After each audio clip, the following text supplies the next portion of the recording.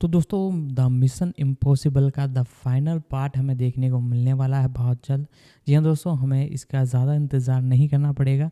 Releasing date भी इसकी announce कर दी गई है और टीज़र ट्रेलर एक जैसे आप बोल सकते हो वो भी रिलीज़ कर दिया गया है। तो उसी के बारे में आज पूरी जानकारी इस वीडियो में आपको देने वाले हैं। तो वीडियो को लाइक कर दें, अब इसके बारे में हम जानना चालू करते हैं। Mission impossible the final Reckoning Christopher McQuarrie द्वारा निर्देशित एक आगामी अमेरिकी एक्शन जासूसी फिल्म है जिसकी पटकथा उन्होंने एरिक जेनरेसन के साथ मिलकर लिखी है।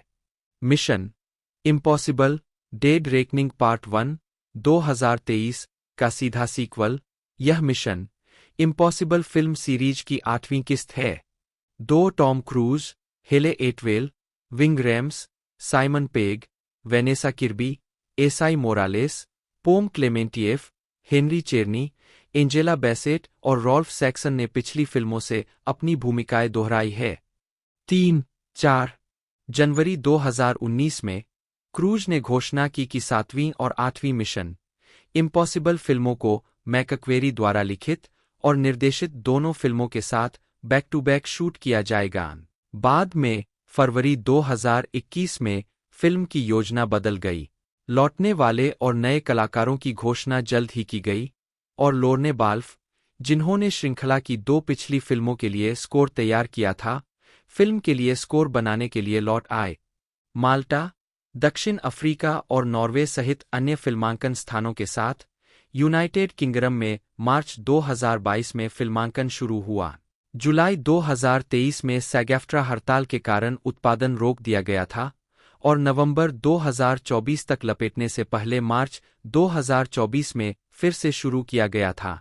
द फाइनल रेकनिंग को पैरामाउंट पिक्चर्स द्वारा संयुक्त राज्य अमेरिका में 23 मई 2025 को रिलीज किया जाना है। गालना टॉम क्रूज, इथन हंट, एक आईएमएफ एजेंट और कार्यकर्ताओं की एक टीम का नेता, हेले एटवेल ग्रेस के रूप में एक पूर्व चोर आईएमएफ एजेंट और एथन की सहयोगी बन गईं। 5 विंग रेम्स, लूथर स्टिकेल, एक आईएमएफ कंप्यूटर तकनीशियन, एथन का सबसे अच्छा दोस्त और उसकी टीम का सदस्य। साइमन पेग, बेंजी डन, एक आईएमएफ तकनीकी क्षेत्र एजेंट और एथन की टीम का सदस्य और करीबी दोस्त। वेनेसा किर्बी, अलाना मित्सोपोलिस, एक ब्लैक मार्केट हथियार डीलर जिसे व्हाइट विडो के नाम से भी जाना जाता है और जो पहली फिल्म के मृत पूर्व हथियार डीलर मैक्स की बेटी है। एसाई मोरालेस, गैब्रियल, एक हत्यारा जिसका संबंध इथन के आईएमएफ से पहले के अतीत से है तथा जो एंटिटी के लिए संपर्क अधिकारी के रूप में कार्य करता है। पॉम क्लेमेंटिएफ, पेरिस, एक फ्रांसीसी हत्यारा जिसे गैब्रियल ने धोखा दिया था और एथन द्वारा बख्श दिए जाने के बाद वह आईएमएफ का सहयोगी बन गया। मैरीला गारिगा, मैरी के रूप में एथन और गैब्रियल के अतीत की एक महिला। 6 हेनरी चेरनी, यूजीन किटरिज, पहली फिल्म में आईएमएफ के पूर्व निदेशक जो डेड रेकनिंग में सीआईए के निदेशक बन गए। होल्ट मैककेलेनी, बर्नस्टीन, रक्षा सचिव। जेनेट मैकटीर, निक ऑफरमैन, सिडनी के रूप में संयुक्त चीफ ऑफ स्टाफ के अध्यक्ष। Hannah Waddingham, 7-8, Angela Bassett, Erica Sloane के रूप में पूर्व सीआईए निदेशक, अब संयुक्त राज्य अमेरिका की राष्ट्रपति। बेसेट फॉलआउट से लौटती है। शिया विघम, जैस्पर ब्रिग्स के रूप में एक अमेरिकी खुफिया एजेंट जिसे एथन और उसकी टीम का पता लगाने का काम सौंपा गया है। 9 ग्रेग टार्जन डेविस, डेगास, एक अमेरिकी खुफिया एजेंट और ब्रिग्स का साथी जिसे एथन और उसकी टीम का पता लगाने का काम सौंपा गया है। चार्ल्स पार्नेल, एनआरओ के प्रमुख। फ्रेडरिक श्मिट, जोला मित्सोपोलिस, अलाना का भाई। रॉल्फ सैक्सन, विलियम डोनलो के रूप में एक सीआईए विश्लेषक जिसे आखिरी बार पहली फिल्म में अलास्का में स्थानांतरित होते हुए देखा गया था।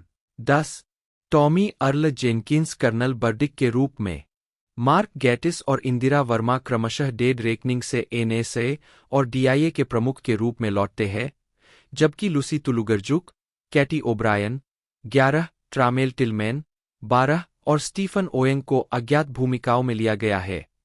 क्रिस्टोफर मैकक्वेरी, जन्म 25 अक्टूबर 1968, एक अमेरिकी पटकथा लेखक, फिल्म निर्माता और निर्देशक है। उन्हें neonoir mystery film The Usual Suspects 1995 के लिए BAFTA award, Independent spirit Award और सर्वश्रेष्ठ मूल पटकथा के लिए अकादमी पुरस्कार मिलान। उन्होंने crime thriller film the way of the gun 2000 से निर्देशन में पदार्पण किया। मैकक्वेरी टॉम क्रूज के साथ लगातार सहयोगी रहे हैं। उन्होंने एक्शन फिल्में जैक रीचर 2012 लिखी और निर्देशित की है, साथ ही मिशन इम्पॉसिबल फिल्म सीरीज की 4 किस्तें, रोग nation 2015, fallout 2018, dead reckoning part 1 2023 और the final reckoning 2025।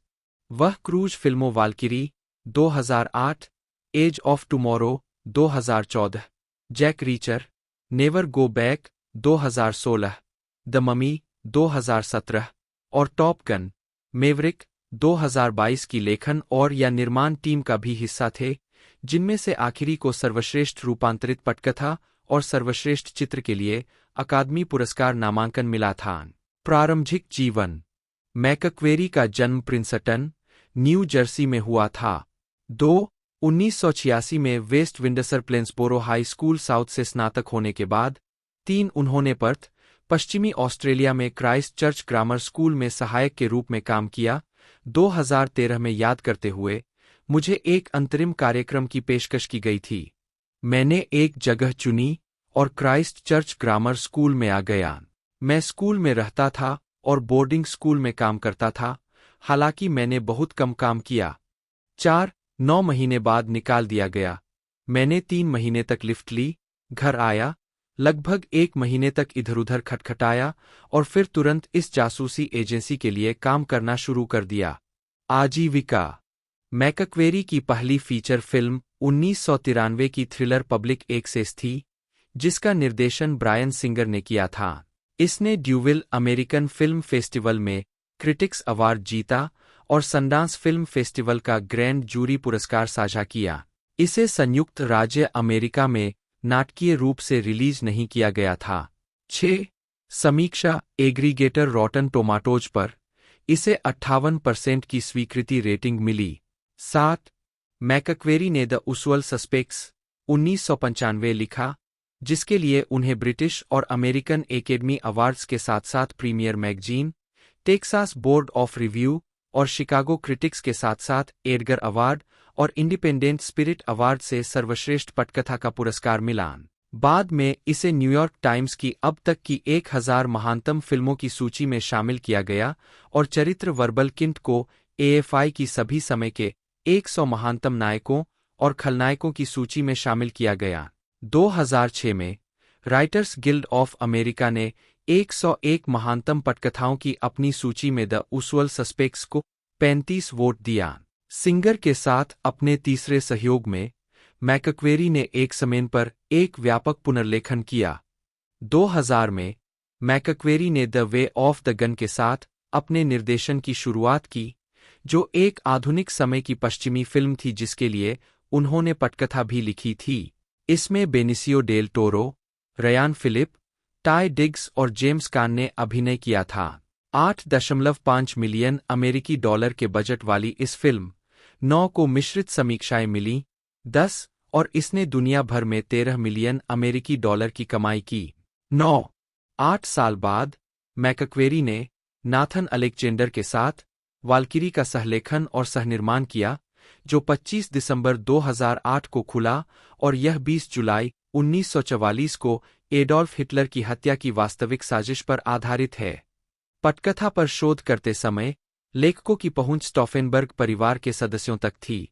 Fabian von श्लेब्रेंडोर्फ द्वारा लिखित एक पुस्तक से परामर्श किया, जो एक साजिश करता था जो बच गया था। 11 और हिटलर के जीवित अंगरक्षक से बात की। उद्धरण वांछित। टॉम क्रूज अभिनीत और ब्रायन सिंगर द्वारा निर्देशित फिल्म को BMI फिल्म संगीत पुरस्कार और साहस के लिए बाम्बी पुरस्कार मिलान। 12 मैकक्वेरी ने जूलियन फेलोस, जेफरी नाचमैनॉफ और निर्देशक फ्लोरियन हेनकेल वॉन डोनर स्मारक के साथ 2010 की फिल्म द टूरिस्ट का सहलेखन किया। इसमें जॉनी डेप और एंजेलिना जोली ने अभिनय किया और इसने दुनिया भर में 278 मिलियन अमेरिकी डॉलर की कमाई की। 14 इसे 3 गोल्डन ग्लोब अवार्ड नामांकन और कई अन्य पुरस्कार मिले, उनमें से 2011 के सबसे अधिक किराए के नाटक के लिए रेडबॉक्स मूवी अवार्ड भी शामिल है। 15 इसके बाद मैकक्वेरी ने फिल्म के निर्माण के दौरान 2011 की एक्शन जासूसी film mission impossible ghost protocol पर बिना श्रेय के पुनर्लेखन किया। 16 जैक रीचर के प्रीमियर पर मैकक्वेरी 2011 में मैकक्वेरी ने अपनी दूसरी फीचर फिल्म जैक रीचर का निर्देशन किया, जो ली चाइल्ड द्वारा 21 जैक रीचर उपन्यासों की श्रृंखला में नवीं फिल्म वन शॉट का रूपांतरण थी। फिल्मांकन 3 अक्टूबर 2011 को पिट्सबर्ग महानगरीय क्षेत्र में शुरू हुआ और जनवरी 2012 के अंत तक जारी रहा। फिल्म दिसंबर 2012 में पैरामाउंट पिक्चर्स द्वारा रिलीज की गई थी। 17 2012 में ड्रू गोडार्ड और डेमन लिंडेलोफ के फिल्म छोड़ने के बाद मैकक्वेरी ने वर्ल्ड वॉर जेड की पटकथा को फिर से लिखने के लिए कदम बढ़ाया। 18-19 2013 में सिंगर के साथ मैकक्वेरी की चौथी सहयोग वाली film Jack the giant slayer release हुई, जिसे मैकक्वेरी ने सहलिखा था।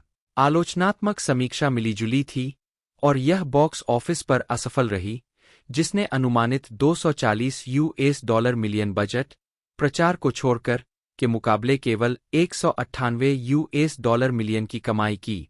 20-21 मैकक्वेरी ने जापानी उपन्यास ऑल यू नीड इज किल पर आधारित जेज और जॉन हेनरी बटरवर्थ के साथ 2014 की science fiction action thriller edge of tomorrow का सहलेखन किया, जबकि फिल्म ने अपने शुरुआती सप्ताहांत में बॉक्स ऑफिस पर खराब प्रदर्शन किया और केवल $28.8 मिलियन की कमाई की। इसे मजबूत समीक्षा मिली और यह एक वर्ड ऑफ माउथ हिट बन गई। मैकक्वेरी ने 2015 में निर्देशक के रूप में अपनी तीसरी फीचर फिल्म पूरी की, मिशन इम्पॉसिबल दुष्ट राष्ट्र। मिशन इम्पॉसिबल फिल्म श्रृंखला में 5वीं प्रविष्टि, जिसे उन्होंने ड्रू पियर्स के साथ मिलकर लिखा था। इसे मजबूत समीक्षा मिली।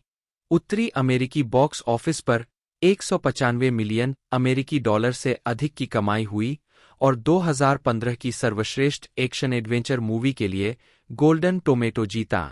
उत्पादन विकास 14 जनवरी 2019 को टॉम क्रूज ने घोषणा की कि 7वीं और 8वीं मिशन इम्पॉसिबल फिल्मों को क्रिस्टोफर मैकक्वेरी द्वारा 23 जुलाई 2021 और 5 अगस्त 2022 को रिलीज के लिए दोनों फिल्मों को लिखने और निर्देशित करने के साथ बैक टू बैक शूट किया जाएगा। 14-15 हालांकि फरवरी 2021 में डेडलाइन हॉलीवुड ने खुलासा किया कि पैरामाउंट ने अब उस योजना के साथ आगे बढ़ने का फैसला नहीं किया है। 16 रलाई सितंबर 2019 में हेले एटवेल और पोम क्लेमेंटिएफ 8वीं किस्त के कलाकारों में शामिल हुए। 17-18 दिसंबर में साइमन पेग ने फिल्म के लिए अपनी वापसी की पुष्टि की, जबकि शिया विघम को भी कास्ट किया गया था। 19-20 निकोलस हाउल्ट जनवरी 2020 तक हेनरी कजनी के साथ कलाकारों में शामिल हो गए, जो 1996 की फिल्म के बाद पहली बार यूजीन किटरिज के रूप में अपनी भूमिका को फिर से निभाएंगे। 21-22 वेनेसा किर्बी ने भी घोषणा की कि वह दोनों फिल्मों के लिए लौट रही है।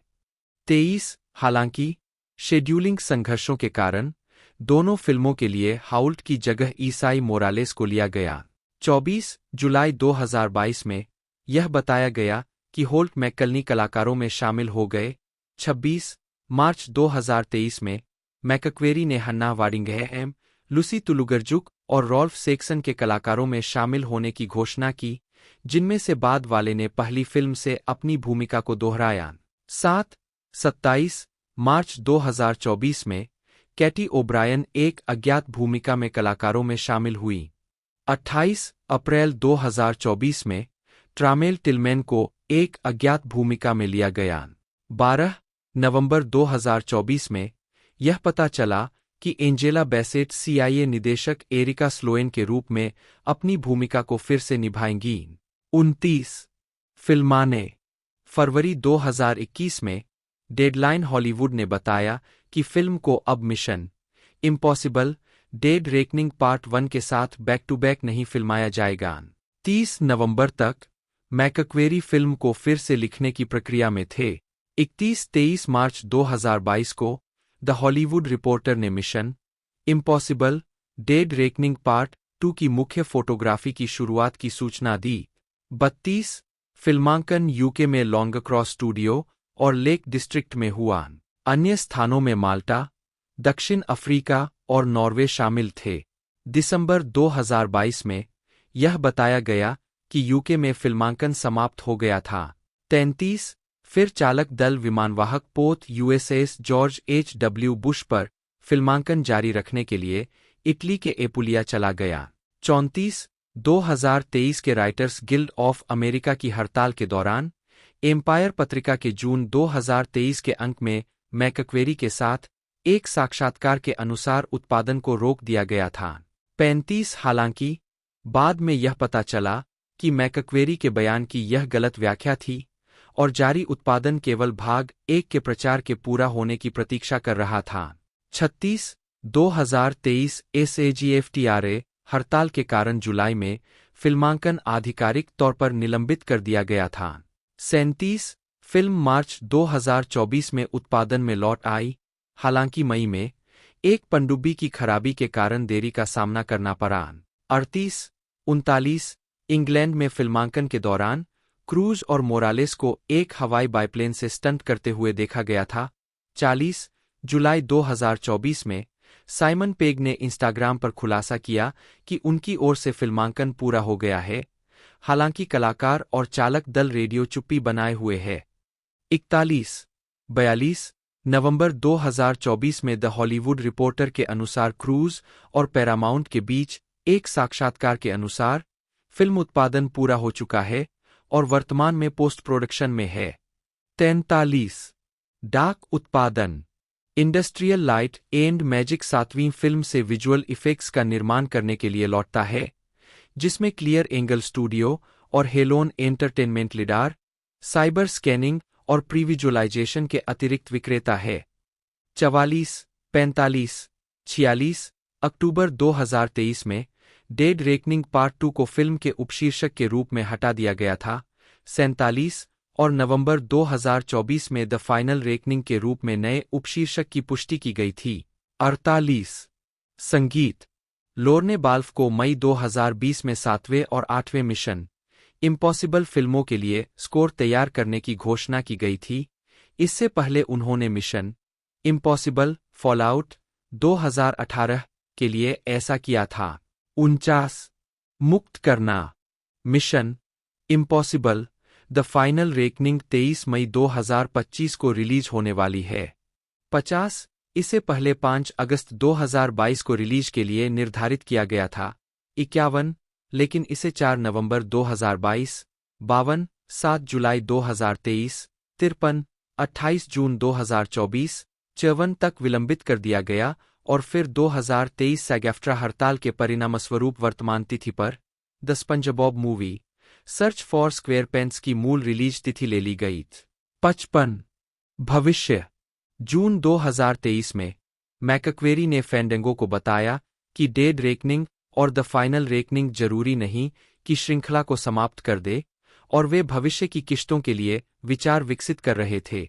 56 जुलाई 2023 में डेड रेकनिंग के प्रचार के दौरान क्रूज ने एथन हंट के रूप में श्रृंखला में आगे की फिल्में बनाना जारी रखने में रुचि व्यक्त की, बावजूद इसके कि दोनों फिल्मों को शुरू में चरित्र को विदाई के रूप में बिल किया गया था, जिसमें हैरिसन फोर्ड ने 70 के दशक के अंत तक इंडियाना जोन्स की भूमिका निभाई थी। 57 12 नवंबर 2024 को अंदरूनी सूत्र जेफ स्नेडर ने बताया कि क्रूज अपने टॉप गन मेवरिक के सहकलाकार ग्लेन पॉवेल को नए लीड के रूप में उनकी जगह लेने के लिए देख रहे थे। पॉवेल ने द पैट मैकफी शो पर इस अक्टूबर 2015 तक मैकक्वेरी ने दुष्ट वन ए स्टार वार्स स्टोरी का पुनर्लेखन पूरा कर लिया और कहानी को कसने में 2 सप्ताह बिताए। 22 मैकक्वेरी और पटकथा लेखक डायलन कुसमैन को टॉम क्रूज ने द ममी के लिए एक नई पटकथा लिखने के लिए नियुक्त किया था। 23 नवंबर 2015 में मैकक्वेरी ने पुष्टि की कि वह छठी मिशन इम्पॉसिबल फिल्म लिखने और निर्देशित करने के लिए वापस आएंगे, टॉम क्रूज के साथ उनका तीसरा निर्देशन सहयोग। 24 मिशन इम्पॉसिबल फॉलआउट शीर्षक वाली यह फिल्म 27 जुलाई 2018 को संयुक्त राज्य अमेरिका में रिलीज हुई थी। इसे आलोचकों से मजबूत समीक्षा मिली और इसने दुनिया भर में $791 मिलियन से अधिक की कमाई की, जो फ्रेंचाइजी का सबसे अधिक कमाई करने वाला शीर्षक बन गया। 25 मैकक्वेरी और क्रूज ने टॉप गन मैवरिक पर फिर से सहयोग किया, जिसके लिए मैकक्वेरी ने पटकथा लिखी और फिल्म का निर्माण किया। 26 शुरुआत में फ्रेंचाइजी में वापसी को लेकर झिझकते हुए 27 मैकक्वेरी ने जनवरी 2019 में mission impossible dead reckoning part 1 और mission impossible the final reckoning को लिखने और निर्देशित करने के लिए एक डील को अंतिम रूप दिया। डेड रेकनिंग पार्ट 1 12 जुलाई 2023 को रिलीज किया गया, जबकि द फाइनल रेकनिंग 23 मई 2025 को रिलीज होने वाली है। 28, 29, 30 आगामी परियोजनाएं। फरवरी 2011 में मैकक्वेरी को स्काईडांस मीडिया द्वारा 1970 के दशक की animated television series star blazers स्वयं एनीमे स्पेस बैटलशिप यमातो का रूपांतरण के फीचर फिल्म रूपांतरण को लिखने और निर्माण करने के लिए काम पर रखा गया था। 31, 2013 में उन्हें इस परियोजना का निर्देशन करने के लिए चुना गया। जैक डीन को 2017 में पटकथा का एक नया मसौदा लिखने के लिए काम पर रखा गया। 32, 33 मैकक्वेरी ने 1963 के उपन्यास पर आधारित थ्रिलर आई स्टेशन जेब्रा और 1968 के फिल्म रूपांतरण जीन पैट्रिक मैनचेट के उपन्यास पर आधारित 3 to किल और फ्रेडरिक बॉर्डिन के बारे में डेविड ग्रेन के एक न्यूयॉर्कर लेख पर आधारित द गिरगिट को निर्देशित करने के लिए भी हस्ताक्षर किए हैं। 34, 35, 36 अगस्त 2022 में मैकक्वेरी ने लाइट द फ्यूज पॉडकास्ट पर घोषणा की कि वह टॉम क्रूज के साथ एक नया प्रोजेक्ट विकसित कर रहे हैं, जिसे एरिक जेनरेसन द्वारा सह लिखा जाएगा, जिसके बारे में उन्होंने दावा किया कि यह मिशन इम्पॉसिबल फिल्मों की तुलना में अधिक जटिल होगा और इसे कुछ ऐसा है जिसके बारे में हमने वास्तव में लंबे समय से बात की है। यह उससे बहुत अलग है जिसे आप टॉम को करते हुए देखने के आदी है। 37 कुछ दिनों बाद यह घोषणा की गई कि वह और क्रूज के लिए एक स्टार वाहन के रूप में एक मूल संगीत भी विकसित कर रहे थे, साथ ही क्रूज के लिए ट्रॉपिक थंडर से लेस ग्रॉसमैन की भूमिका को दोहराने के लिए एक संभावित परियोजना पर नजर रख रहे थे। हालांकि रीचर फ्रेंचाइज टेलीविजन पर स्थानांतरित हो गई है, मैकक्वेरी और क्रूज रीचर जैसी थ्रिलर फिल्म विकसित करना जारी रख रहे हैं। एरिक जेनरेसन, जन्म 22 दिसंबर 1959, एक अमेरिकी लेखक, नाटककार, पटकथा लेखक और नाटकों, टेलीविजन और फिल्म के निर्माता है। एक पिछली परियोजनाओं में HBO mini series Band of Brothers, Steven Spielberg और टॉम हैंक्स द्वारा निर्मित कार्यकारी Killing Lincoln, National Geographic Channel के लिए टोनी और रिडले स्कॉट के साथ सहनिर्मित Francis Ford Coppola film The Conversation Christopher McQuarrie के साथ पर आधारित एक श्रृंखला The Pony Express Robert Duvall के साथ ग्रेगरी मैग्विरे के उपन्यास विक्ड ABC का 8 घंटे का रूपांतरण 8 घंटे की मिनी सीरीज मैजेस्टिक 12 और द कमांड संयुक्त विशेष अभियान कमांड FIC की दुनिया में स्थापित एक श्रृंखला आजीविका 2001 में HBO के लिए समीक्षकों द्वारा प्रशंसित mini series Band of brothers के सहनिर्माता, मुख्य लेखक और पर्यवेक्षक निर्माता के रूप में जेनरेसन उस वर्ष के उत्कृष्ट मिनी सीरीज के लिए एमी पुरस्कार के प्राप्तकर्ताओं में से एक थे, जिसे उन्होंने टॉम हैंक्स और स्टीवन स्पीलबर्ग के साथ साझा किया था। जेनरेसन ने उस शो के लिए मिनी सीरीज, मूवी या ड्रामेटिक स्पेशल के लिए उत्कृष्ट लेखन की श्रेणी में एमी नामांकन भी साझा किया। इस शो के परिणामस्वरूप बेस्ट मिनी सीरीज या motion picture made for television के लिए गोल्डन ग्लोब अवार्ड और पीबॉडी अवार्ड सहित 20 अन्य पुरस्कार भी मिले। फिल्म के लिए एक लेखक निर्माता के रूप में उनकी वर्तमान परियोजनाओं में द मैरिनर, फॉक्स के लिए क्रिस्टोफर मैकक्वेरी द्वारा निर्देशित मिशन, ब्लैकलिस्ट, रोड्रिगो कोर्टेस द्वारा निर्देशित सेंट एक्स, क्रिस्टोफर मैकक्वेरी द्वारा निर्देशित अलोफ्ट, रॉबर्ट रेडफोर्ड अभिनीत सोलो, एंटोनियो बैंडेरस द्वारा निर्देशित और वाल्टर टेविस की the man who fell to earth का रूपांतरण डेविड स्लेड द्वारा निर्देशित शामिल है। पहले की फिल्म परियोजनाओं में Star Trek, the beginning, Paramount, Sublime, जिसमें टॉम कैवानाग और Kathleen York, Otis and the big bang, Antonio बैंडेरस और सैम इलियट अभिनीत, और इथाका, विलियम सरोयान की द ह्यूमन कॉमेडी का रूपांतरण मेग रयान द्वारा निर्देशित।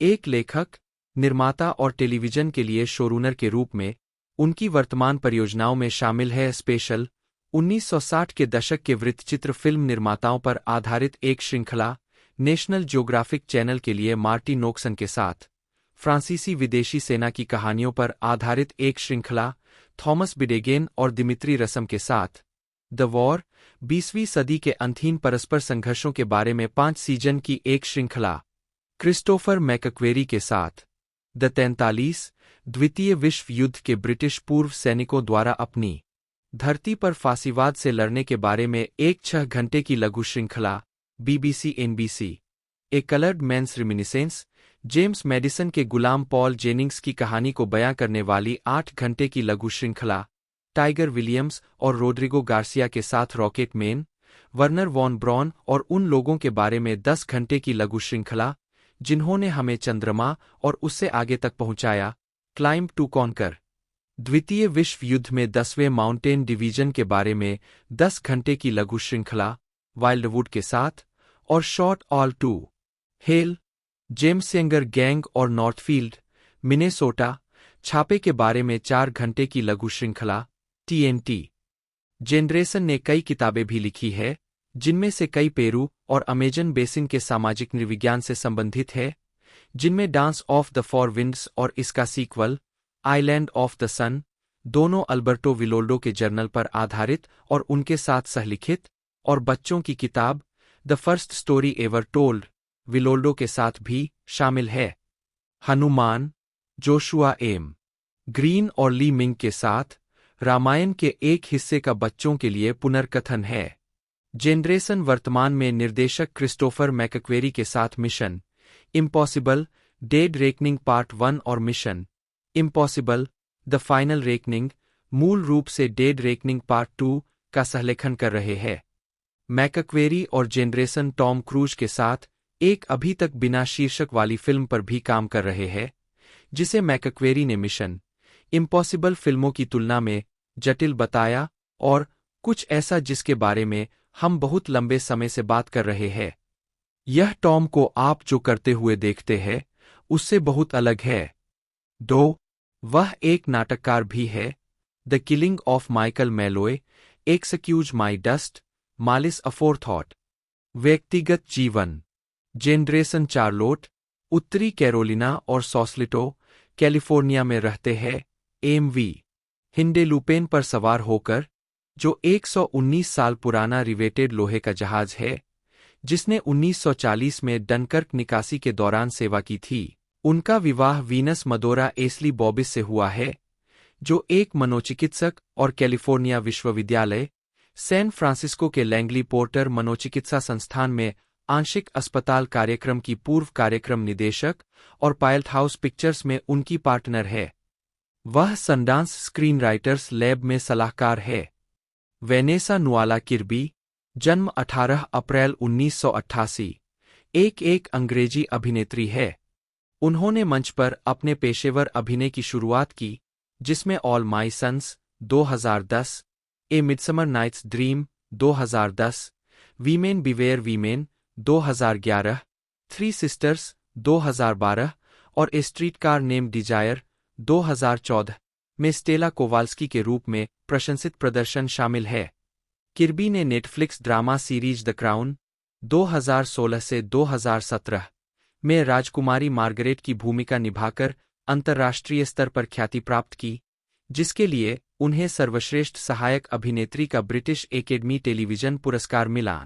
उन्होंने 2018 से action film Hobbs and Shaw 2019 और मिशन इम्पॉसिबल फिल्म सीरीज में भी भूमिकाएं निभाईं।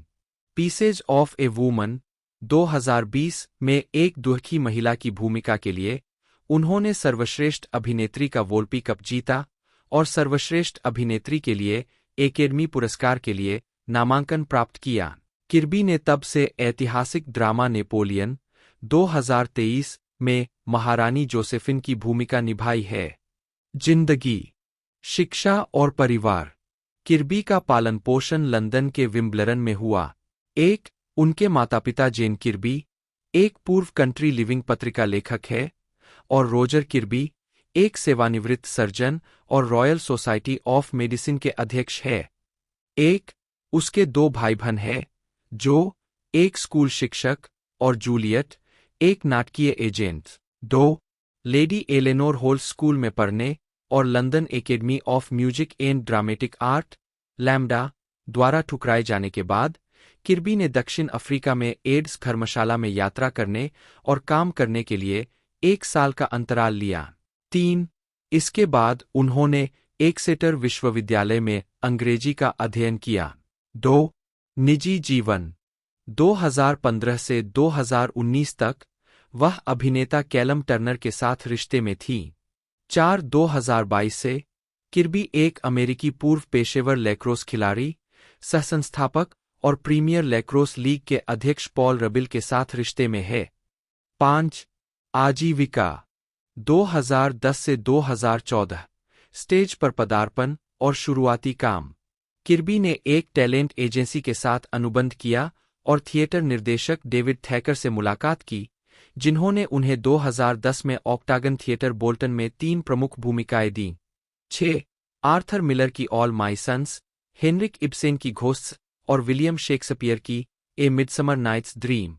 ऑल माई सन्स के लिए उन्होंने Manchester Evening News Theatre Awards में बिजा राइजिंग स्टार अवार्ड जीता, जिसकी कीमत £5,000 थी। उन्होंने लीड्स के वेस्ट यॉर्कशायर प्लेहाउस में विलियम शेक्सपियर के एज यू लाइक इट में रोजलिंड की भूमिका भी निभाई। द गार्जियन के अल्फ्रेड हिकलिंग ने उन्हें एक महत्वपूर्ण नई प्रतिभा के रूप में वर्णित किया और कहा, किर्बी हेलेना के रूप में एक विशिष्ट प्रदर्शन देती है।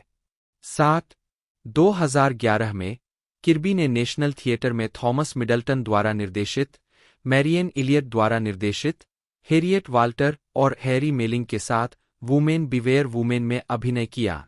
8 वह साइमन गॉडविन द्वारा निर्देशित रॉयल कोर्ट थिएटर में अन्या रीस के नाटक द एसिड टेस्ट में भी थीं। अपने प्रदर्शन के लिए किर्बी ने द इंडिपेंडेंट के पॉल टेलर से प्रशंसा अर्जित की, जिन्होंने उन्हें एक स्टार अगर मैंने कभी देखा के रूप में वर्णित किया। 9 उसी वर्ष किर्बी ने 2 BBC सीरीज में अपना टेलीविजन डेब्यू किया, द आवर 10 और ग्रेट एक्सपेक्टेशंस में एस्टेला के रूप में। 11 किर्बी ने 2012 की शुरुआत में ब्रिटिश अपराध फिल्म द राइज को फिल्माया। टोरंटो इंटरनेशनल फिल्म फेस्टिवल में इस फिल्म का प्रीमियर हुआ, जिसे अनुकूल समीक्षा मिली और निर्देशक रोवन अथाले ने सर्वश्रेष्ठ डेब्यू श्रेणी में पुरस्कार जीता।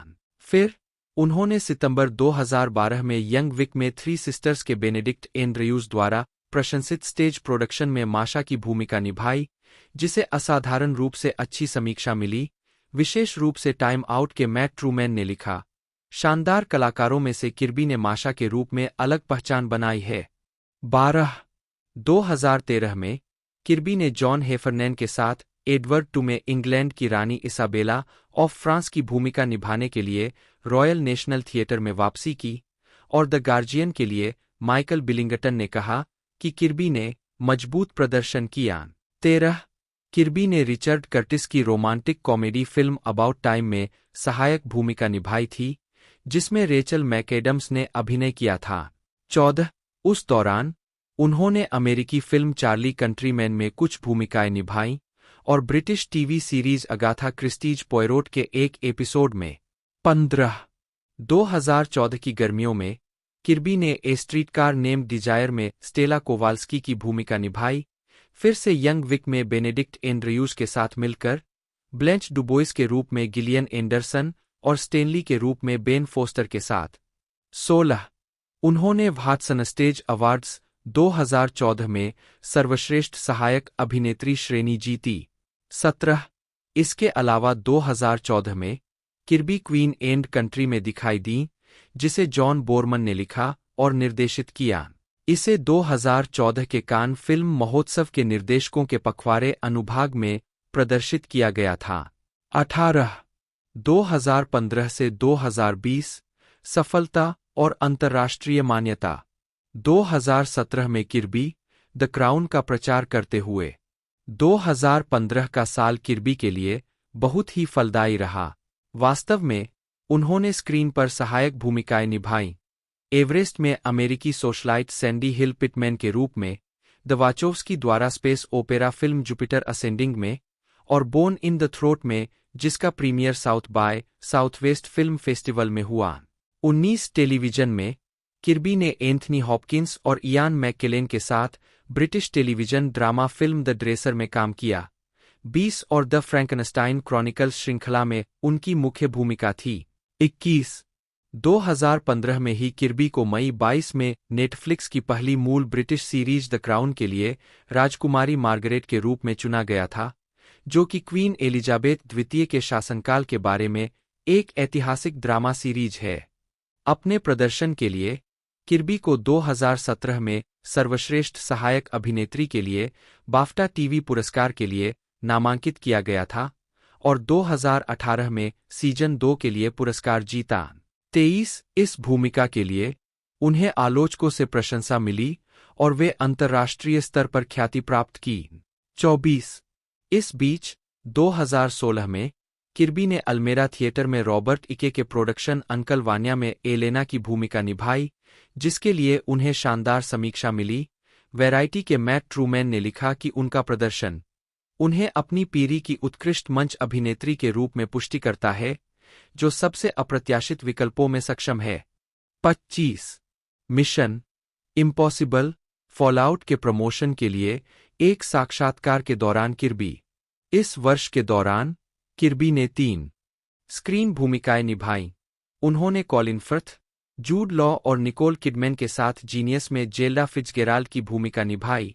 उन्होंने विज्ञानफाई फिल्म किल कमांड में प्रमुख भूमिका निभाई और उन्होंने थिया शारोक द्वारा निर्देशित और एमिलिया क्लार्क और सैम क्लेफलिन द्वारा अभिनीत romantic drama film me before you में अभिनय किया।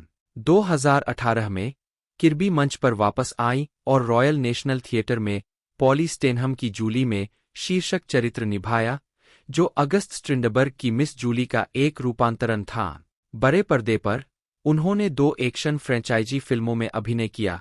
Mission impossible fallout 2018 Tom Cruise के साथ और fast and furious Hobbs and Shaw 2019 Dwayne Johnson और जेसन स्टेथम के साथ।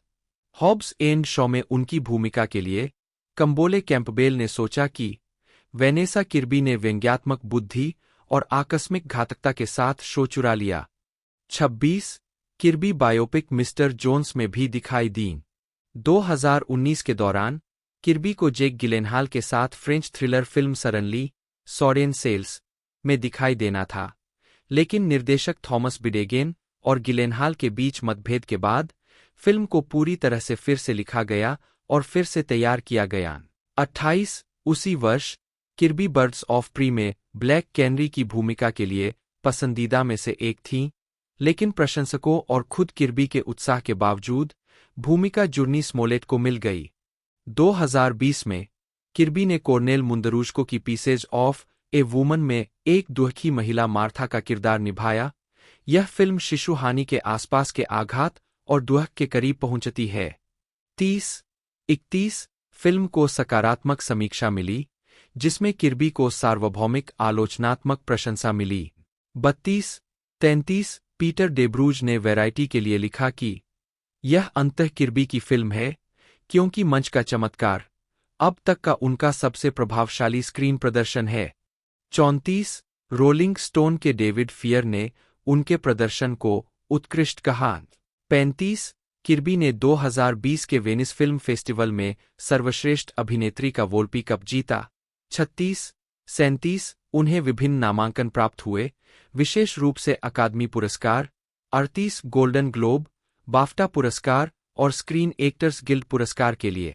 77वें वेनिस अंतर्राष्ट्रीय फिल्म महोत्सव में भी किर्बी ने मोना फास्टवॉल द्वारा निर्देशित और कैथरीन वाटरस्टोन द्वारा अभिनीत द वर्ल्ड टू कम का प्रचार किया। इस फिल्म ने महोत्सव के दौरान सर्वश्रेष्ठ थीम वाली फिल्म के लिए क्वियर लायन पुरस्कार जीता।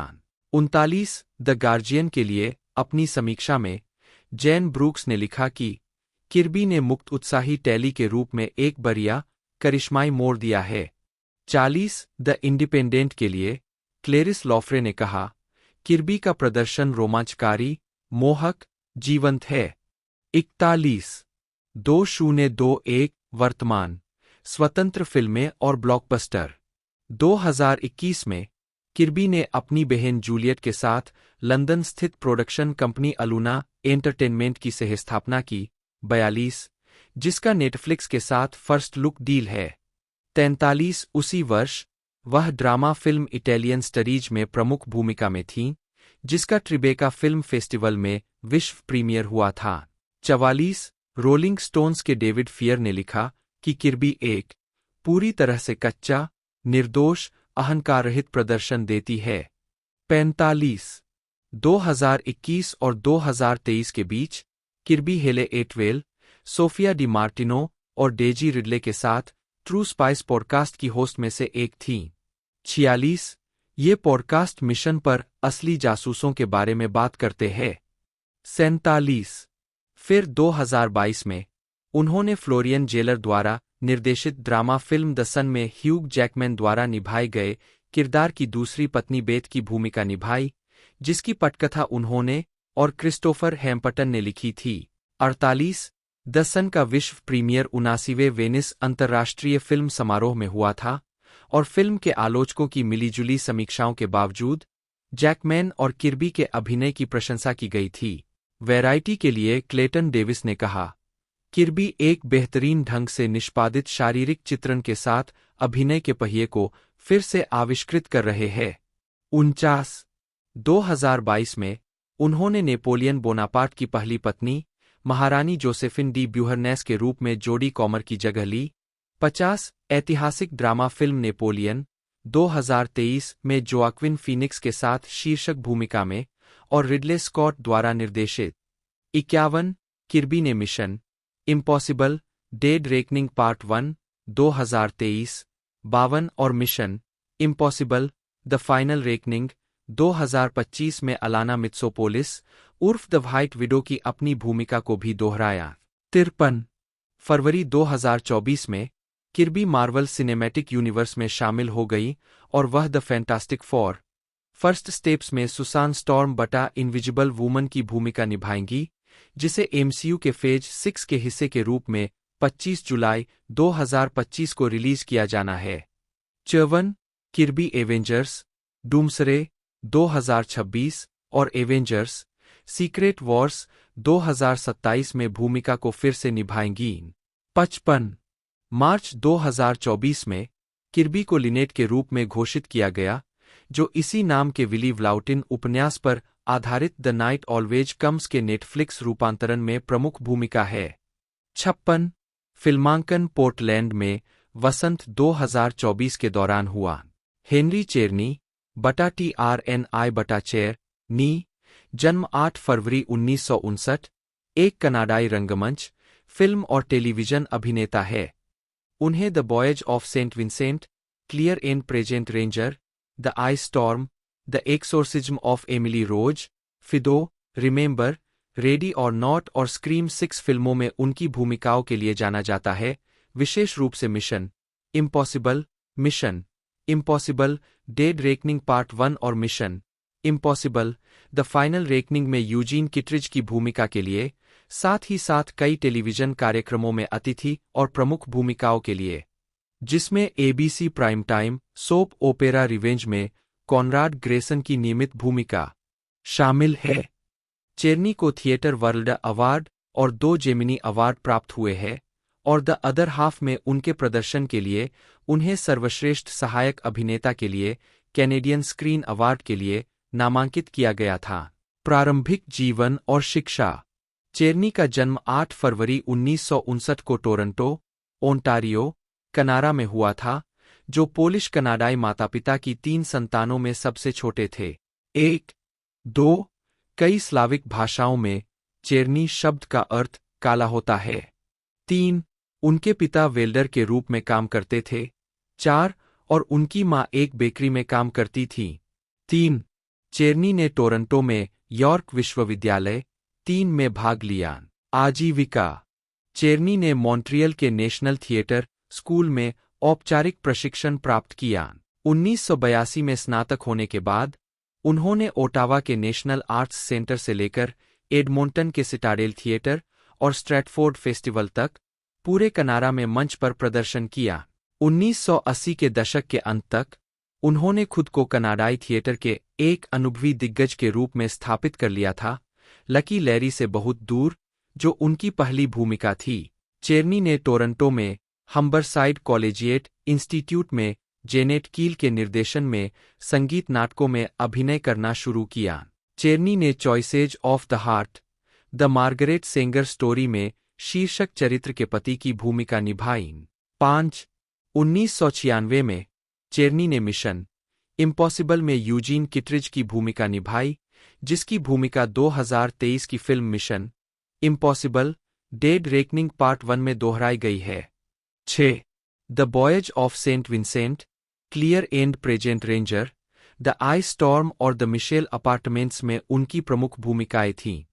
2006 की कॉमेडी द पिंक पैंथर में उन्होंने मुख्य प्रतिपक्षी Yuri the trainer who trains की भूमिका निभाई। वह सीएसआई क्राइम सीन इन्वेस्टिगेशन के 2005 के एपिसोड जैकपॉट में लेफ्टिनेंट ब्रूक्स के रूप में दिखाई दिए।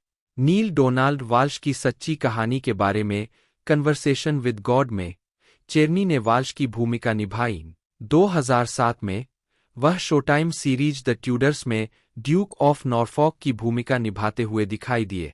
वह 2008 में कनाडाई टेलीविजन शो फ्लैश पॉइंट और 2011 में अमेरिकी science fiction drama falling skies में दिखाई दिए। चेरनी ने 2009 की Lifetime film prayers for Bobby में सिगोर्नी वीवर के साथ सहाभिनय किया। 2011 में चेरनी को एबीसी सोपटाइप सीरीज रिवेंज में शक्तिशाली कुलपति कॉनराड ग्रेसन के रूप में मैडेलीन स्टोव के विपरीत कास्ट किया गया था, जो सीरीज की नियमित भूमिका थी। 7, 8 सीजन 3 के अंत में उनके किरदार को चाकू मार दिया गया था और चौथे सीजन के पहले एपिसोड में पता चला कि उनकी मृत्यु हो गई थी। बाद में वह सीजन 4 के एक एपिसोड में अनदेखे फ्लैशबैक दृश्यों में सीरीज में लौट आए। 9, 2016 में चेरनी को एबीसी थ्रिलर सीरीज क्वांटिको में सीआईए निदेशक मैथ्यू कीज की आवर्ती भूमिका के लिए कास्ट किया गया था। 10, चेरनी को व्यापक रूप से एक चरित्र अभिनेता के रूप में माना जाता है, जो अक्सर खलनायक, आधिकारिक या नौकरशाही चरित्र निभाते हैं। पोम एलेक्जेंड्रा क्लेमेंटिएफ, फ्रेंच, पीएम केलीएमटीजेएफ, एक जन्म 3 मई 1986, 2, एक फ्रांसीसी अभिनेत्री है। 3, 4, वह 2017 से मार्वल सिनेमैटिक यूनिवर्स एमसीयू में मेंटिस की भूमिका निभाने के लिए जानी जाती है। 5, 6 और mission impossible dead reckoning part 1 2023 में एक हत्यारे की भूमिका निभाती है। प्रारंभिक जीवन। क्लेमेंटिएफ का जन्म कनाडा के क्यूबेक शहर में 3 मई 1986 को कोरियाई मां यूरी पार्क और रूसी फ्रेंच पिता एलेक्सिस क्लेमेंटिएफ के घर हुआ था। 7, 8, जो फ्रांस की सरकार के साथ एक वाणिज्य दूत के रूप में वहां काम कर रहे थे। वह एक फ्रांसीसी नागरिक है और राजनीकों के बच्चों पर लागू न होने वाले जूस सोली के कारण उनके पास कनाडाई नागरिकता नहीं है। 9, 10, 11, उनके दादा रूसी चित्रकार यूजीन क्लेमेंटिएफ थे। 12, उसके माता-पिता ने पोम नाम इसलिए चुना क्योंकि यह स्प्रिंग और टाइगर दोनों के लिए कोरियाई शब्दों के उच्चारण के समान है। 10, वे फ्रांस में बसने से पहले जापान और आइवरी कोस्ट में रहते थे। क्लेमेंटिएफ के पिता की कैंसर से मृत्यु हो गई जब वह 5 वर्ष की थी, और उसकी मां को सिजोफ्रेनिया था और वह अपने बच्चों की देखभाल करने में असमर्थ थी। 10. इसलिए क्लेमेंटिएफ का पालनपोषण उसके चाचा और चाची ने किया। 11. उसके चाचा, जिन्हें उसने अपने दूसरे पिता की तरह बताया, की मृत्यु उसके 18वें जन्मदिन पर हुई और उसके बड़े भाई नामो की 7 साल बाद उसके 25वें जन्मदिन पर आत्महत्या से मृत्यु हो गई। 10. 13. क्लेमेंटिएफ ने अपने चाचा की मृत्यु के बाद अपनी चाची को खुश करने के लिए स्नातक स्तर पर कानून का अध्ययन किया, लेकिन उसे यह आकर्षक नहीं लगा। उन्होंने फ्रांस में वेट्रेस और सेल्सवुमन के रूप में भी काम किया। 10. उन्होंने 19 साल की उम्र में पेरिस के कोर्ट फ्लोरेंट ड्रामा स्कूल में अभिनय करना शुरू किया। आजीविका 2007 से 2012। प्रारंभिक कैरियर 2018 ब्रुसेल्स कॉमिक कॉन में क्लेमेंटिएफ की पहली पेशेवर अभिनय नौकरी फ्रांसीसी स्वतंत्र फिल्म एप्रेस लुई 2007 थी, जिसमें उन्होंने कैथरीन डेनेव द्वारा निभाई गई मुख्य भूमिका की सौतेली बेटी की भूमिका निभाई थी। 11. उनके दृश्यों को फिल्माने में 3 दिन लगे। एक दृश्य में क्लेमेंटिएफ को किसी को सीढ़ियों से नीचे धकेलना था, लेकिन गलती से वह खुद सीढ़ियों से नीचे गिर गई और निर्देशक गेल मोरेल ने उस शॉट को अंतिम फिल्म में रखा। उनकी पहली प्रमुख भूमिका लूप 2009 में थी, जो साइबेरियाई पहाड़ों में हिरन चरवाहों की एक जनजाति के बारे में एक फ्रांसीसी फिल्म थी। फिल्मांकन के दौरान क्लेमेंटिएफ एक शिविर में रहीं, जो निकटतम गांव से कुछ घंटे दूर था, जहां तापमान 0 से काफी नीचे चला जाता था। उन्होंने वहां रहने वाले खानाबदोशों से दोस्ती की, असली भेड़ियों के साथ काम किया, हिरन की सवारी की और झील में घोड़े के साथ तैराकी की। 14. 2013 वर्तमान सफलता क्लेमेंटिएफ ने हॉलीवुड में अपनी शुरुआत स्पाइक ली की ओल्ड बॉय 2013 से की, जो इसी नाम की दक्षिण कोरियाई फिल्म की रीमेक थी। 14. 15. उन्होंने शार्लटो कोप्ले द्वारा निभाए गए प्रतिपक्षी के अंगरक्षक हिंगबोक का किरदार निभाया था। मूल फिल्म की प्रशंसक क्लेमेंटिएफ ने रीमेक के निर्माता रॉय ली के माध्यम से इस हिस्से के बारे में सुना और मार्शल आर्ट से जुड़ी भूमिका सीखने के बाद मुक्केबाजी की शिक्षा ली। ऑडिशन के दौरान अपने मुक्केबाजी कौशल का प्रदर्शन करने के बाद ली ने उन्हें घर जाने और फिल्म में उनके किरदार की तरह अधिक स्त्रियोचित पोशाक और मेकअप पहनकर वापस आने को कहा। 11. 10. उन्होंने किरदार की अलमारी में अपने कुछ कपड़े भी डाले। 11. और स्टार जोश ब्रोलिन के साथ ऑन स्क्रीन लड़ाई के लिए 2 महीने तक प्रतिदिन 3 घंटे प्रशिक्षण लिया। 11. 15. क्लेमेंटिएफ ने खुद ही हैंगबोक नाम सुझाया, जिसका कोरियाई भाषा में अर्थ खुशी होता है, जब ली ने उनसे इस किरदार के लिए संभावित नामों पर शोध करने के लिए कहा। 11. 14. ओल्ड बॉय के फिल्माए जाने के बाद क्लेमेंटिएफ लॉस एंजिल्स चली गईं और अधिक हॉलीवुड ऑडिशन देने लगीं। 11. 14. उन्होंने फिल्म के बाद ताइक्वांडो जारी रखा और 2014 की गर्मियों तक उनके पास पर्पल बेल्ट है। 11. उनकी अगली अभिनय भूमिका फिल्म हैकर्स गेम 2015 थी, जिसमें उन्होंने एक हैकर की भूमिका निभाई थी, जिसकी तुलना उन्होंने उपन्यास the girl with the dragon tattoo से लिस्बेथ सालेंडर से की थी। क्लेमेंटिएफ ने फिल्म में फिर से अपने मुक्केबाजी कौशल का इस्तेमाल किया और फिल्म के कम बजट के कारण उन्हें अपना मेकअप खुद करना पड़ा और अपनी अलमारी खुद चुननी पड़ी। 14. भूमिका के लिए अपने बालों को बैंगनी रंग में रंगना उनका विचार था, जिस पर पहले निर्देशकों ने आपत्ति जताई लेकिन बाद में मान गए। 11. क्लेमेंटिएफ को दुनिया भर में पहचान तब मिली जब वह मेंटिस के रूप में मार्वल सिनेमैटिक यूनिवर्स में शामिल हुई। वह guardians of the Galaxy volume 2 2017, Avengers infinity war 2018 और एवेंजर्स एंडगेम 2019 फिल्मों में दिखाई दी। 16. 2019 में वह Netflix science fiction anthology series black mirror thriller film uncut gems के एक एपिसोड में दिखाई दी और animated supernatural comedy film the Addams family में आवाज दी। 2020 में HBO science fiction series Westworld में मार्टेल के रूप में उनकी एक आवर्ती भूमिका थी। 2023 में उन्होंने guardians of the Galaxy volume 3 में मेंटिस के रूप में अपनी भूमिका दोहराई और mission impossible dead reckoning part 1 में रहस्यमय हत्यारे पेरिस के रूप में दिखाई दीं। वह 2025 में mission impossible the final reckoning में अपनी भूमिका फिर से निभाएंगी। उन्होंने डेव बौतिस्ता अभिनीत 2024 की थ्रिलर द किलर्स गेम में मारियाना की भूमिका निभाई। एसाई मैनुअल मोरालेस जूनियर, जन्म 1 अक्टूबर 1962, एक अमेरिकी अभिनेता है। उन्होंने सीन पेन के साथ बैड बॉयज और लू डायमंड फिलिप्स के साथ ला बाम्बा फिल्मों में उल्लेखनीय भूमिकाएं निभाई है। उनकी टेलीविजन भूमिकाओं में PBS 2002 drama series American Family, Showtime series Resurrection Blvd 2000 से 2002, NYPD ब्लू 2001 से 2003 में लेफ्टिनेंट टोनी रोड्रिग्ज का किरदार निभाना, साइंस फिक्शन सीरीज कैप्रिका 2009 से 2010 में Joseph Adama, Netflix original series Ozark 2017 में कैमिनो डेल रियो और सुपरहीरो सीरीज टाइटन्स 2019 में DC comics supervillain slayed Wilson बटा डेथ स्ट्रोक की भूमिका निभाना शामिल है।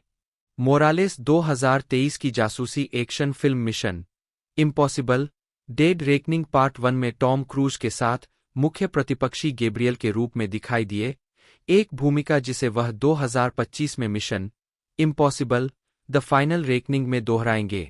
प्रारंभिक जीवन। प्यूर्टो रिकान वंश के मोरालेस का जन्म ब्रुकलिन में एक वेल्डर एसाई मोरालेस सीनियर और international ladies garment workers union से जुड़ी एक यूनियन कार्यकर्ता आइरिस मार्गारिटा नी डेक्लेट के घर हुआ था। 3 मोरालेस ने मैनहट्टन में स्कूल ऑफ परफॉर्मिंग आर्ट्स में भाग लेकर अभिनय करियर की शुरुआत की। 4 आजीविका। उनका पहला पेशेवर प्रदर्शन न्यूयॉर्क में थिएटर और टेलीविजन में था।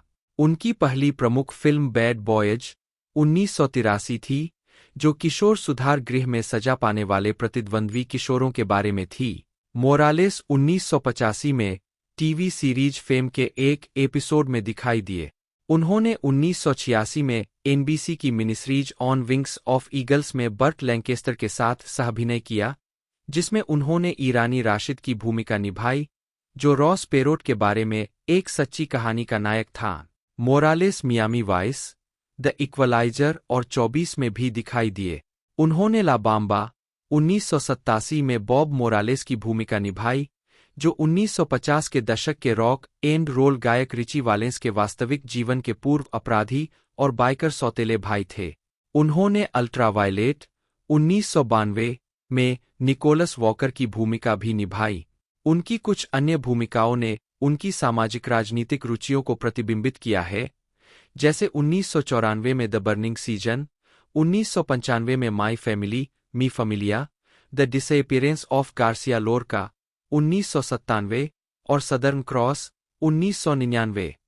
5 बाद की 3 फिल्मों में, साथ ही साथ ब्लरहाउंड्स ऑफ ब्रॉडवे 1989 और रापानुई 1994 जैसी अन्य में, मोरालेस ने स्क्रीन पर अधिक समय बिताया, जिसकी शुरुआत पॉली शोर की film in the army now 1994। 6 1990 के दशक में उन्होंने the outer limits, tales from the crypt और 2 छोटी सी सीरीज एले डॉक्टर्स और द हंगर के एपिसोड में अतिथि भूमिका निभाई। वह 2000 में फैमिली लॉ के 2 भाग वाले एपिसोड में दिखाई दिए। वह 2001 से 2004 तक सारे 3 सीजन के लिए लंबे समय से चल रही सीरीज NYPD ब्लू के मुख्य कलाकारों का हिस्सा थे, जिसमें उन्होंने 15वें प्रीसिंक्ट डिटेक्टिव स्क्वाड के प्रमुख की भूमिका निभाई थी। उन्होंने 2002 की फिल्म पेड इन फुल में लुलू नामक एक ड्रग डीलर की भूमिका निभाई। 2005 में वह video game true crime New York city में एक आवाज अभिनेता थे।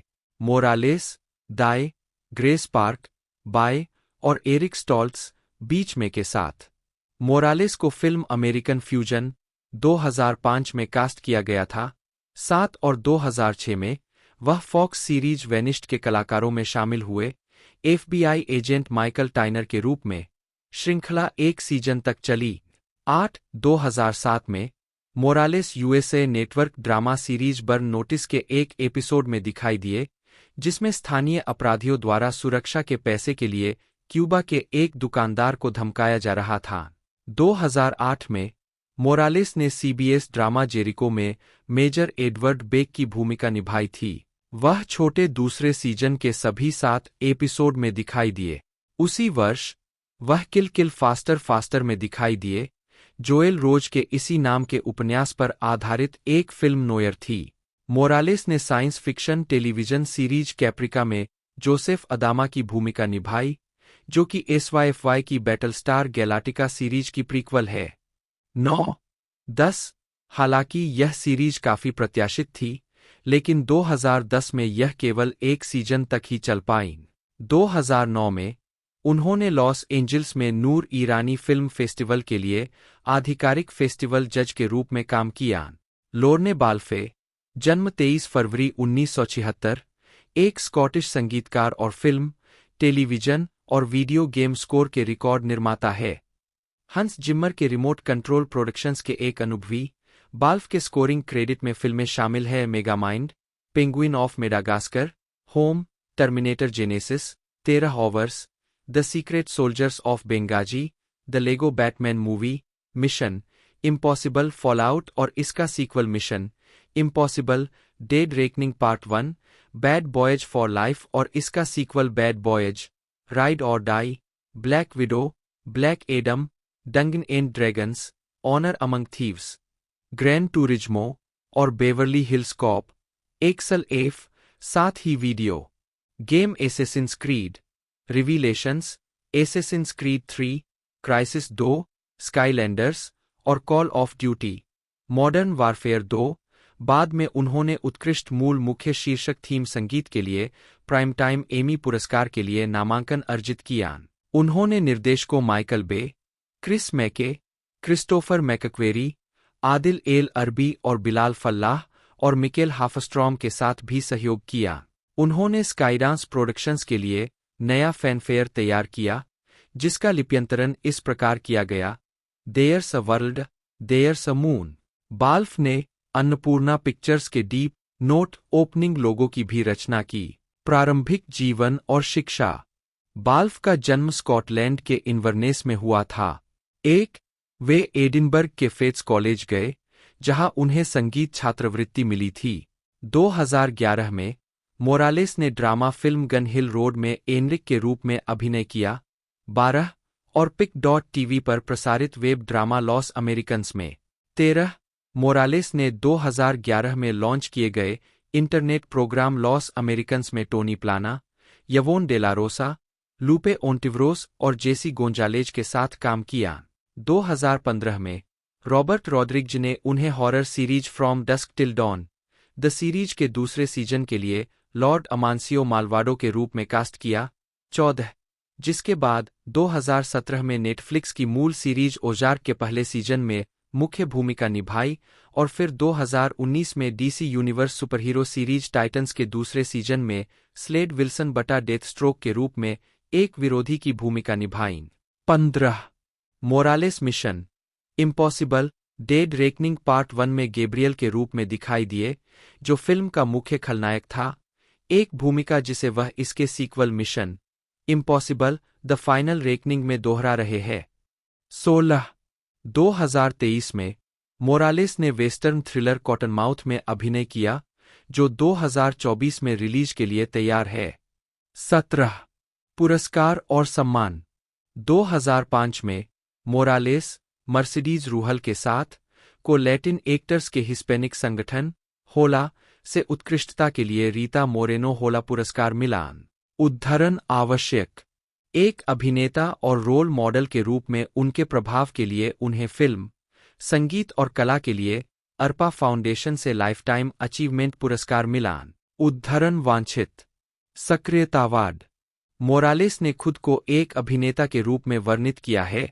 18 मुख्य रूप से national Hispanic foundation for the arts के संस्थापकों में से एक के रूप में, अपनी मां से प्रेरणा लेते हुए, जो international ladies garment workers union की आयोजक थीं। 19 वह पर्यावरण के मुद्दों में भी रुचि रखते हैं और इको पृथ्वी संचार कार्यालय के संस्थापक बोर्ड के सदस्य थे।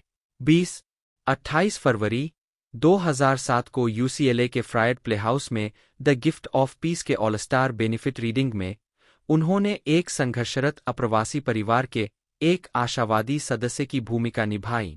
यह नाटक यूएस हाउस रेजोल्यूशन 808 के पारित होने के लिए एक खुली अपील और धन उगाहने वाला था, जिसमें अमेरिकी सरकार में एक कैबिनेट स्तरीय शांति विभाग स्थापित करने की मांग की गई थी, जिसे पेंटागन के वार्षिक बजट के 2% डायवर्जन द्वारा वित्त पोषित किया जाना था। 21 व्यक्तिगत जीवन। मोरालेस शाकाहारी है। 22 उनकी एक बेटी है, जिसका जन्म 2010 में हुआ था। 23 मोरालेस का पहला नाम अक्सर क्रॉसवर्ड पहेलियों में उपयोग किया जाता है, क्योंकि इसका दुर्लभ निर्माण इसे क्रॉसवर्ड रचनाकारों के लिए एक पुरस्कार बनाता है। यह अंग्रेजी में 4 अक्षरों का शब्द है, जिसमें पहले और अंतिम अक्षर सहित 75% स्वर है। एक क्रॉसवर्ड क्लू वेबसाइट ने अनुमान लगाया कि 1994 और 2016 के बीच ईएसएआई का उपयोग Los Angeles times, the New York times और द वाशिंगटन पोस्ट जैसे अमेरिकी अखबारों में 100 से अधिक बार क्रॉसवर्ड उत्तर के रूप में किया गया था। पैरामाउंट पिक्चर्स कॉरपोरेशन, जिसे आमतौर पर पैरामाउंट पिक्चर्स या केवल पैरामाउंट के नाम से जाना जाता है, एक अमेरिकी फिल्म निर्माण और वितरण कंपनी है और पैरामाउंट ग्लोबल की इसी नाम की सहायक कंपनी है। यह दुनिया का छठा सबसे पुराना फिल्म स्टूडियो है, संयुक्त राज्य अमेरिका में दूसरा सबसे पुराना फिल्म स्टूडियो यूनिवर्सल पिक्चर्स के बाद, और लॉस एंजल्स की शहर की सीमा के भीतर स्थित बिग 5 फिल्म स्टूडियो का एकमात्र सदस्य है। 1916 में फिल्म निर्माता एडोल्फ जुकोर ने 24 अभिनेताओं और अभिनेत्रियों को अनुबंध के तहत रखा और प्रत्येक को लोगों पर 1 स्टार से सम्मानित किया। 1967 में सितारों की संख्या घटाकर 22 कर दी गई और उनके छिपे हुए अर्थ को हटा दिया गया। 2014 में पैरामाउंट पिक्चर्स अपनी सभी फिल्मों को केवल डिजिटल रूप में वितरित करने वाला पहला प्रमुख हॉलीवुड स्टूडियो बन गया। 3 कंपनी का मुख्यालय और studio 5555 Melrose Avenue, Hollywood, California में स्थित है। 4 पैरामाउंट की सबसे व्यावसायिक रूप से सफल फिल्म फ्रेंचाइजी में स्टार ट्रेक, मिशन इम्पॉसिबल और ट्रांसफॉर्मर्स शामिल है। इसके अतिरिक्त स्टूडियो की लाइब्रेरी में द गॉडफादर और टाइटैनिक जैसी कई व्यक्तिगत फिल्में शामिल है, जो अपनी शुरुआती रिलीज के दौरान अब तक की सबसे ज्यादा कमाई करने वाली फिल्में बन गईं। Paramount pictures motion picture association (MPa) का सदस्य है और हॉलीवुड के स्वर्ण युग के दौरान बिग 5 फिल्म स्टूडियो में से एक था। तो दोस्तों 21 मई 2025 को इसे रिलीज़ कर दिया जाएगा वर्ल्ड वाइड, जैसा कि टीज़र ट्रेलर में बता दिया गया है, और ऑफिशियल रिलीजिंग डेट भी यही है। बाकी इसे एक तरह से 400 मिलियन के बजट में बनाया गया है। जब इसका जो पिछला पार्ट है 11वां वो शूट किया गया था, उसी के साथ इसे एक तरह से शूट कर लिया गया था। तो ये इसी वजह से हमें बहुत जल्द देखने को मिल रही है। पिछला पार्ट भी बढ़िया कलेक्शन करके दिया था, अपने बजट से लगभग 4 गुना ज़्यादा उसने कलेक्शन दिया था, और ये भी बेहतरीन, और इस फ्रेंचाइजी के अंदर ये आखिरी पार्ट रहने वाला है। तो दोस्तों यदि आपने इसका टीज़र ट्रेलर नहीं देखा हो तो आप जाकर देख सकते हो। बाकी वीडियो को एक तरह से लाइक कर दीजिएगा। आज की इस वीडियो में इतना ही, मिलते हैं अगले वीडियो में।